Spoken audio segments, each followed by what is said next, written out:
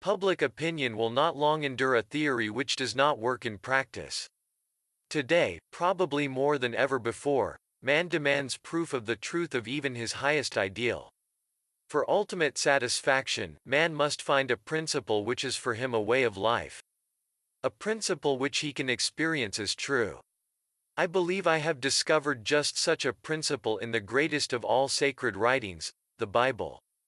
Drawn from my own mystical illumination, this book reveals the truth buried within the stories of the Old and New Testaments alike.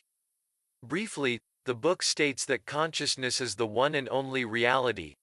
Consciousness is the cause and manifestation is the effect.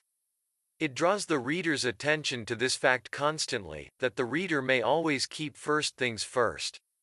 Having laid the foundation that a change of consciousness is essential to bring about any change of expression. This book explains to the reader a dozen different ways to bring about such a change of consciousness. This is a realistic and constructive principle that works. The revelation it contains, if applied, will set you free. Chapter 1. The Oneness of God. Hear, O Israel, the Lord our God is one Lord. Hear, O Israel. Hear, O man made of the very substance of God. You and God are one and undivided.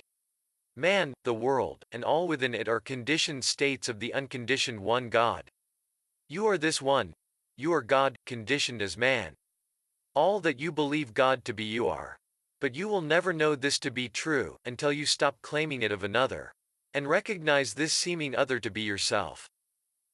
God and man, spirit and matter, the formless and the formed, the creator and the creation, the cause and the effect. Your Father and you are one. This one in whom all conditioned states live and move and have their being, is your I am, your unconditioned consciousness. Unconditioned consciousness is God, the one and only reality. By unconditioned consciousness is meant a sense of awareness, a sense of knowing that I am. Apart from knowing who I am, the consciousness of being, divorced from that which I am conscious of being. I am aware of being man, but I need not be man to be aware of being. Before I became aware of being someone, I, unconditioned awareness, was aware of being. And this awareness does not depend upon being someone. I am self-existent, unconditioned consciousness. I became aware of being someone.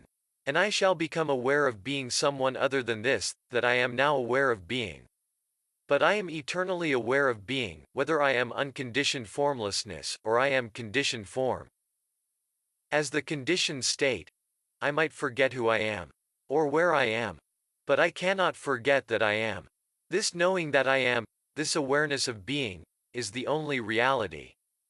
This unconditioned consciousness, the I am, is the knowing reality in whom all conditioned states, conceptions of myself, begin and end, but whichever remains the unknown knowing being, when all the known ceases to be. All that I have ever believed myself to be, all that I now believe myself to be, and all that I shall ever believe myself to be, are but attempts to know myself, the unknown, undefined reality. This unknown knowing one, or unconditioned consciousness, is my true being, the one and only reality. I am the unconditioned reality, conditioned as that which I believe myself to be. I am the believer limited by my beliefs, the knower defined by the known. The world is my conditioned consciousness objectified. That which I feel and believe to be true of myself is now projected in space as my world. The world, my mirrored self, ever bears witness of the state of consciousness in which I live. There is no chance or accident responsible for the things that happen to me, or the environment in which I find myself. Nor is predestined fate the author of my fortunes or misfortunes. Innocence and guilt are mere words with no meaning to the law of consciousness, except as they reflect the state of consciousness itself. The consciousness of guilt calls forth condemnation. The consciousness of lack produces poverty. Man everlastingly objectifies the state of consciousness in which he abides. But he has somehow or other become confused in the interpretation of the law of cause and effect. He has forgotten that it is the inner state which is the cause of the outer manifestation, as within, so without.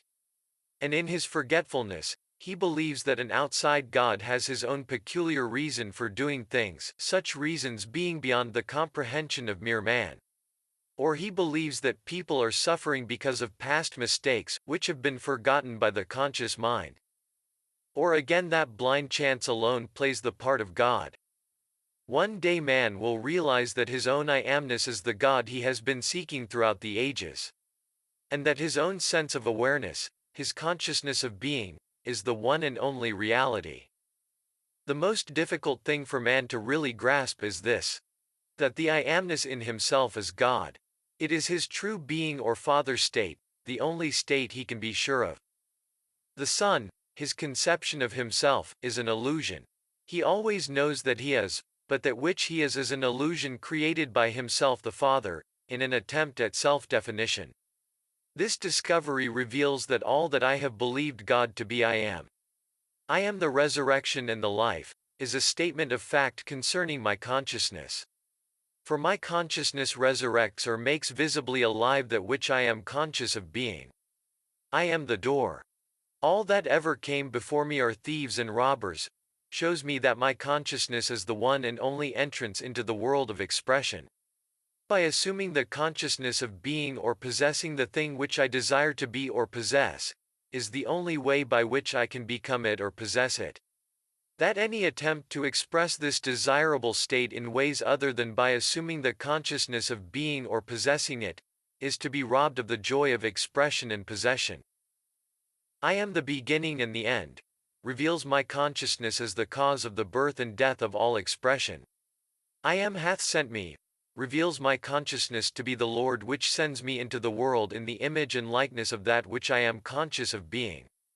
To live in a world composed of all that I am conscious of. I am the Lord, and there is no God beside me, declares my consciousness to be the one and only Lord, and beside my consciousness there is no God. Be still and know that I am God, means that I should still the mind and know that consciousness is God. Thou shalt not take the name of the Lord thy God in vain. I am the Lord, that is my name.